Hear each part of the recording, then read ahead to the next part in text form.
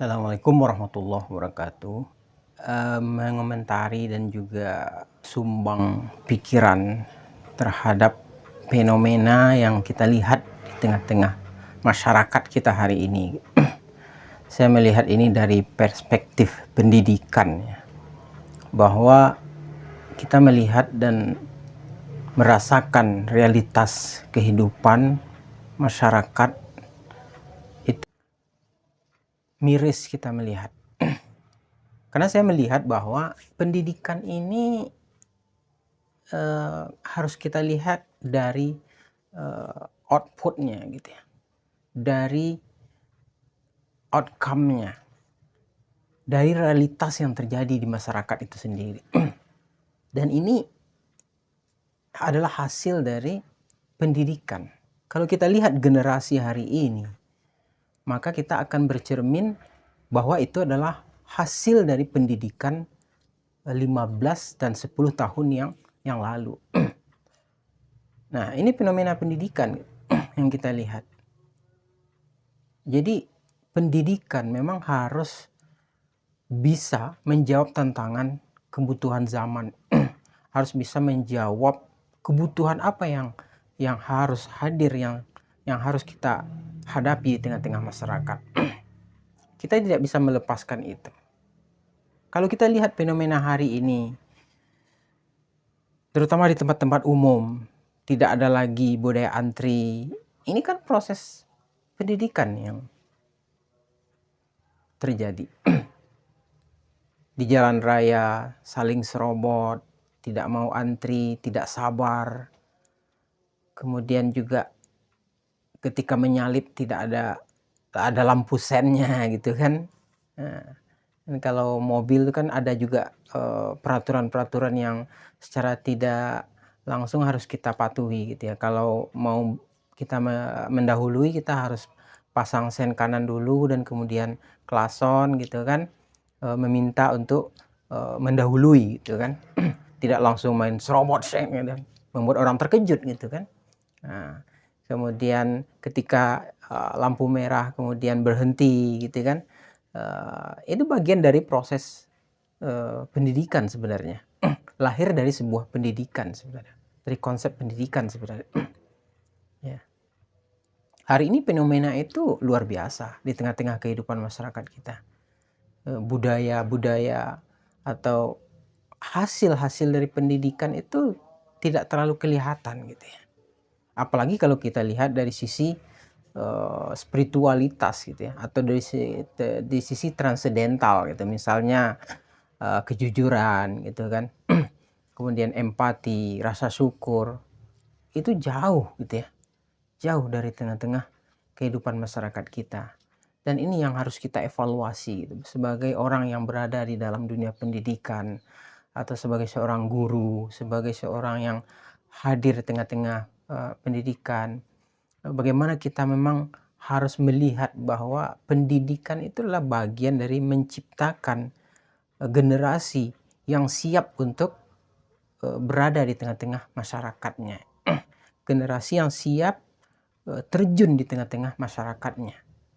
Bukan generasi yang kemudian gagap ketika mereka lahir atau terjun di tengah-tengah masyarakat. Ya, atau tidak memiliki etika, tidak memiliki attitude, tidak memiliki kematangan emosional, kematangan cara berpikir. Nah, ini yang harus kita lihat dari kurikulum dan proses pendidikan yang ada di sekolah. Jadi proses pendidikan di sekolah ini sangat penting. Jadi pendidikan di sekolah itu tidak bisa kita kemudian hanya mengejar nilai gitu ya, mengejar materi, mengejar target, tetapi benar-benar ya meresap ke dalam jiwa dan pikiran para siswa itu sendiri, bahwa nilai-nilai yang mereka dapatkan di sekolah itu adalah sesuatu yang akan mereka laksanakan, implementasikan di tengah-tengah masyarakat nanti gitu. Karena masyarakat itu akan melihat dari perilaku gitu ya, dari sikap, dari attitude, dari cara berpikir, ya, bukan dari nilai. Orang tidak akan melihat nilai rapornya juara kelas gitu kan, atau nilai rapornya 10 semuanya, nilai rapornya bagus semuanya. Tapi bagaimana attitude-nya di tengah-tengah masyarakat, bagaimana knowledge-nya, bagaimana sikapnya, bagaimana akhlaknya, bagaimana empatinya, bagaimana kejujurannya, itu yang dilihat orang di tengah-tengah masyarakat. Dan itu bagian dari proses pendidikan yang harus kita jalankan. Jadi kita tentu saja memiliki harapan yang besar kepada para pendidik dan juga para guru, bahwa pendidikan memang harus kita posisikan sebagai sebuah proses untuk menciptakan generasi-generasi yang siap, yang menghadapi tantangan-tantangan zaman di masa yang akan datang. Karena kalau kita lihat hari ini, memang pendidikan kita selalu ketinggalan gitu ya, dari sisi kurikulum, dari sisi pembelajaran gitu ya.